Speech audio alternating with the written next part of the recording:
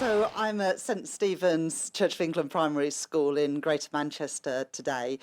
We've got a nursery here that's just 3 days old, and it's one of the nurseries, school-based nurseries, that this Labour government has funded because we're determined to ensure that all children get a really good start in life and are ready for school, aged 4.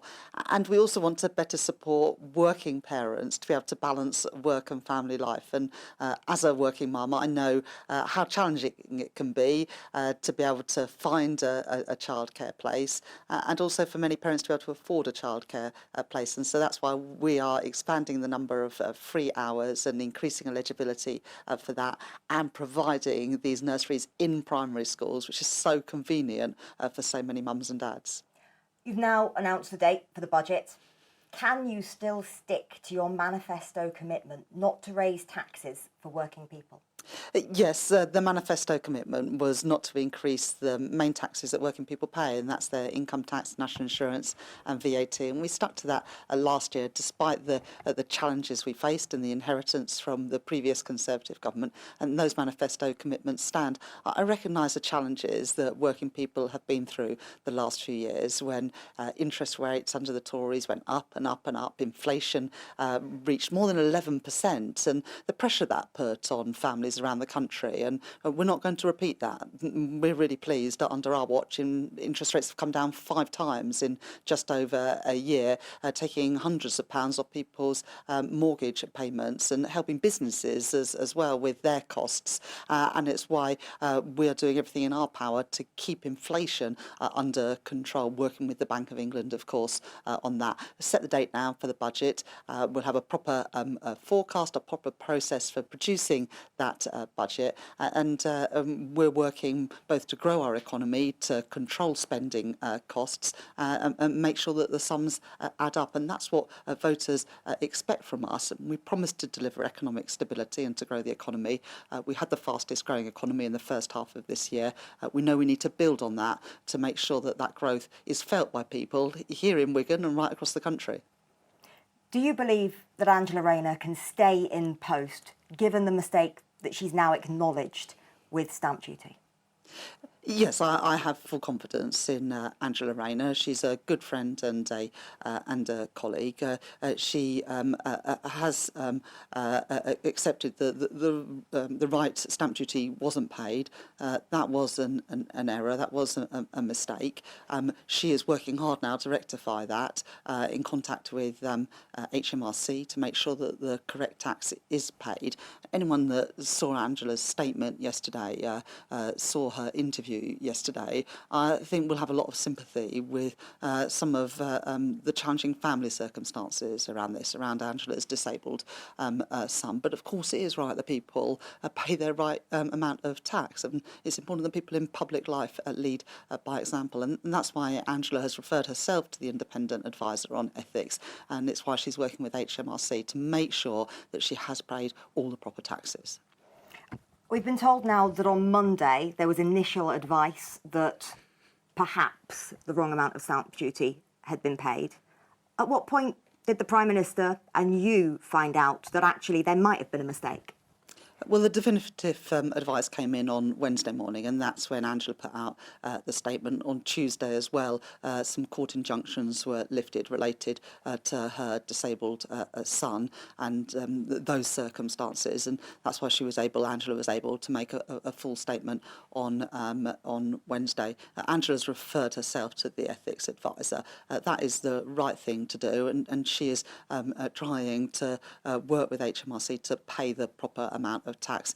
And in the end, that's the thing that matters, that this is quickly resolved, that the tax that is paid, that is due, is paid. But I think anyone reading Angela's statement and seeing her interview yesterday do understand that this is a woman trying to do the right thing by her children, particularly her disabled son, whilst also fulfilling all of her duties, both as a constituency MP and as Deputy Prime Minister. Does this show that the stamp duty regime is just way too complicated and it needs to change?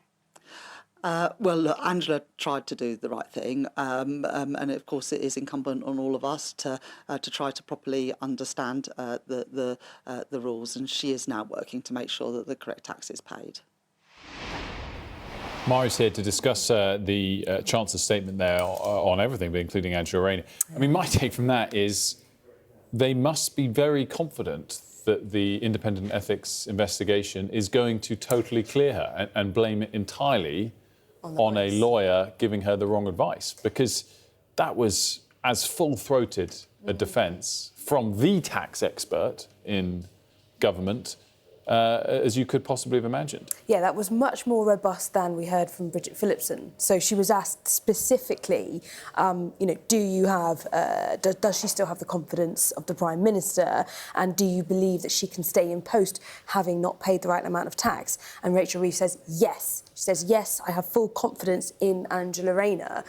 So unequivocal there, no Said she made an honest mistake. She's a good friend. Yeah. She can stay in her post. I mean, it was different lines across different questions. Yeah, exactly. And also, the one thing I would point out is, and this is exactly the same as Bridget Phillipson this morning in your interview, Rachel Reeves was asked when the Prime Minister and when herself as the Chancellor found out that there was a possibility the wrong amount of tax had been paid, and whether that was on Monday. And Rachel Reeves completely swerved the question and just basically said the same answer from the first question. Mm-hmm.